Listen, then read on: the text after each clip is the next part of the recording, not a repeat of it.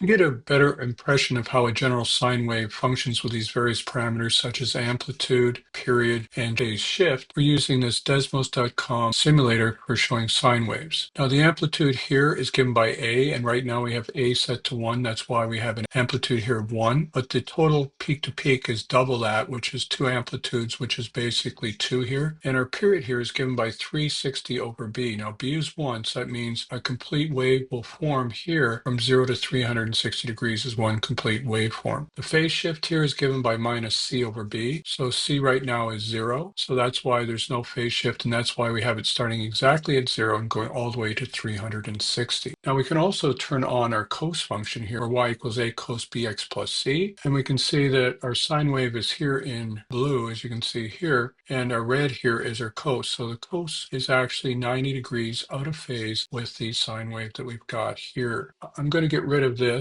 and let's just take a look at adjusting some of these parameters here. So if I try changing the amplitude, we can see we can adjust the amplitude bigger and smaller, say up to 3. Both amplitudes will change. Let's switch it back to 1. And if we take a look at B, B right now is 1. But if I change that to 2, we're going to see as we have 2 complete sine waves within 360. So as we said before, if we take a look at 360 over B, 360 over B is 180, and that's why we have a complete sine wave within 180 degrees. If I go back the other way, if I take B and make that 1/2, and let's make this a little bit smaller here, then we can see that a complete sine wave here is going to be double that. So instead of 360, it's going to be 720. So that's what that does. Let's switch this back again to 1. And let's take a look at the offset, zoom in a little bit.